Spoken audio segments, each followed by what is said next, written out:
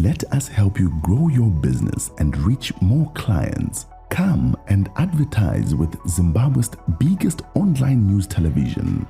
We have a viewership of over 280,000 subscribers on YouTube and plus 369,000 Facebook followers. Bring your video advert, 30 seconds, to put on YouTube or Facebook for $50 per post. A JPEG flyer with text, $30 per post. Text with link, address, contacts and services, $30 per post.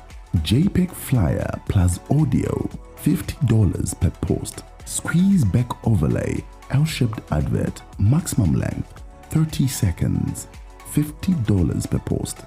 For more details, contact Sylvester on 077 376 1800 or Daniel on 777 655 618 or email on slymediastreaming@gmail.com. I think we have gotten to a point where we can say Zimbabwe is polarized. Why do you say Zimbabwe is polarized? Do you know, guys, that this country was not like this. We were not polarized before. Why? Because we were all united against fighting against colonialism. One enemy, yeah. Exactly. We had one common enemy, the Rhodesian colonialists. So we're a bunch. But then something happened after 1975. That was the genesis of polarization. When Mugabe and Innocent Ngala took off from ZAPU to create ZANU, they came out very militant and very tribalist, right? So from that time, you either had to be ZAPU, Ndebele, or ZANU, Shona. We see where I'm coming from. Yes, yes. So even their political commissars, when they were in the bush during the war, it was to be associated with the other side of the liberation struggle was anathema, you know. So the Zanla guys were told to say pasine mandu, pasinankomo, pasinaningi. So already you are saying you don't agree that an alternative opinion is good for you. Exactly. Okay. Exactly. And the villagers, that generation was poisoned by that mentality that if somebody doesn't agree with you, is an enemy. Personally, people were killed during the war, right? So what is happening on the side of Mozambique and the eastern side of Zimbabwe? We have Zanla fighting there, saying Pasinan Komo. Everything that has to do with Komo is evil, right? On the other side, we have Zipra guys saying, you know, Pansilos Baniban. You know, everything that has to do with Zanla. Are you confirming that during the liberation struggle, yes, ZAPU and ZANU, who were fighting the common enemy, who was Smith and his regime, were also fighting against each other? You know, you could have said it better. There was no way these two entities could get together and not fight. That is why we ended up with Ntumbane. That is why it was important, even during the decamping period in 1979, they were not put in the same camps because they would fight. So why? Because Mugabe left a legacy of hatred and division. It was Mugabe who discovered, who coined the mentality that if you do not support ZANU-PF, if you are not of Zanla, you are an enemy. That was before independence? That was before independence, during the war. Okay. So the issue of reconciliation, that's why even when people say Tongogara had it, the impression, the idea of a frontline states, you know, of a patriotic front, was a Tongogara, a Chitepo, Joshua Mkoma idea. That was one way of bringing people together. But we missed that opportunity, Sly. So we kept on fighting in different directions. Zanla was going this way. Zanla used to call us, we the ZAPU guys, they used to call us Majoa Choa. It's a terrible name. Okay. You know? Yes, it's very hateful. So there was no way you could be a Joa Choa and end up in ZANU-PF territory, you'd be killed. And ZAPU guys used to call ZANU guerrillas Opasi. You know, Opasi means the guys who like to say Pasi. Okay. So, exactly. Right, okay. You know. So there was so much anger and enmity between these two warring factions. There was more enmity between Zipra and Zanla than between Zanla and the Rhodesian forces. Okay. We're hearing it from him. And those things will never be written because it's all body. Now we're pretending that everything was. This is the way. Even if you read David Coulter's, a book, I can't remember. I can't remember his title. He talks about violence starting from the 50s, from the 1800s, 1990s. And remember, even some historians who go around saying the Ndebeles from the Mzilikazi, Lupanyula era used to go and raid, you've heard the stories. Cattle from the Mashonaland, you know what I mean? and beautiful women taking exactly, them to Matebeleland. Yeah. Maybe that was happening. Maybe that was a way of culture. But also that has been used to create a division between Zimbabweans. So as a result, even up to today, we are still polarized. We are angry against each other for no reason. I don't know why, but it has got its historical, roots and Sylvester.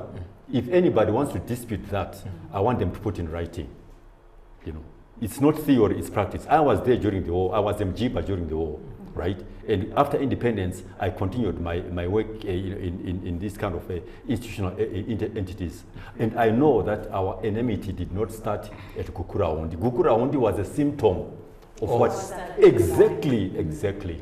What sort of a nation comes out of a liberation struggle and they start killing each other? Yes. We were damaged. Our generation, the 60th and 70th generation was damaged by the Mugabe mentality that if you don't agree with me, I should kill you. And it's still happening. You can see videos. You guys are in media. During elections, people talking at the villages, they're saying, Pasnani, Zanu de Europa. How can you talk about Zanu Europa in this generation? Honestly, who wants to know? Yes, we fought in the struggle. We're past that, yeah. But independence, but we're still talking about reminding us. The wounds. Nkomo was humiliated by Mugabe only because he was Ndebele. But Mugabe was having Ndebeles in his the innocent colors. Who disowned Joshua Nkomo? How can you disown Joshua Nkomo? That was if Joshua Nkomo had been given his role at independence, he would have reconciled this nation. Okay, that brings me to my next question. You can see that in all this that you're explaining, there were leaders. It all starts with a leader. If a leader says, do this, as much as you would want to do that, you end up doing that. If a leader comes and says, okay, we're moving with this narrative, you use that narrative. Now my question comes, now let's come today. We are in 2024, we recently celebrated our independence. Yes. So, but then you can still see that that worm that is eating our country, which is polarized, is still there. My question comes to you, Rejoice. So how can political leaders from different parties and citizens work together to build bridges and promote national unity? Because already there's disunity. It's a fantastic question, guys. You see, the biggest challenge that we have, with political leadership in this country, it does not come from the people. It comes from the top. Somebody just brings somebody to your community and says, this is going to be your leader. Because they think that that person has the right mentality, has the right ideology. Leadership, political leadership must be organic. It must come from the community. It's supposed to be the community that say, we want Sly to be our leader. Why? Because the person who comes from the community, he knows the culture of the community, he knows the innuendos and the nuances of the community, the ethics of the community and the etiquette of the community, right? So if you create a political structure that is based on positions, and then you just take somebody, you say, we want to put this person because his mentality and his predisposition is commensurate with the political party, it's a problem. He's loyal to the new party. Exactly. His loyalties are not with the community, but they are with the person that puts them into positions. That is why you end up with political leaders that don't care about the community. They care about what the party thinks about them. Yeah, exactly. Okay. You know what I mean? So the first thing that we should do is to make sure that our political leadership is organic. It comes from the community. So because those are the individuals that are able to reconcile the anger and the frustrations that simmer in the community, because he's part of the community. So if you, for instance, if you've got a member of parliament, I stay in Rua, assuming the member of parliament, he comes from Gun Hill or from Borodale, does he understand the nuances of the Rua community? Of course, he's been brought by the party, probably because he's got money and he's wealthy, he can finance party programs. But does he understand the culture and the nuances? So in order for politicians to be able to reconcile this fissure, they must come from the community because they understand the nuances. So can we say, recently we have a political leader who wake up, he decides to change from the party that he was leading. He says, I'm now leading this new party. Can we say, what can we say about that? A political leader, a whole political leader has got people following, who follow his ideologies, what he thinks. Now he wakes up one of these days and says, no, I can't lead that. I want to start my own party. Yeah, look, I mean, the assumption, Pera, is that, you know, when you are a leader, you have been elected by the people, right? Or chosen by the people. And those people, you express the collective desires and the expectations and the frustrations of those people, right? So even if you change your political party, it should not make a difference because a political party is just a label, it's a brand. What is important are your principles, right? So I'm a liberal, right? So even if I call myself Coalition for Market and Liberal Solutions or the Free Market Foundation of Zimbabwe, it should make a difference because I know that I am a liberal and those people that believe in my ideology will always come with me, will follow me. Sometimes it is important also to change your name so that what you are called is commensurate with your principles and behavior. So I have no problem. Remember, in constitutionalism, we always believe in the freedom of choice and association. Yeah. So if somebody decides to leave a political party and start another one, it's fine. Okay. There's no problem with that. We still want maybe to explain further, because her question was how can citizens and political leaders work together to promote unity? You spoke about choosing the leaders. Right. It should be community based.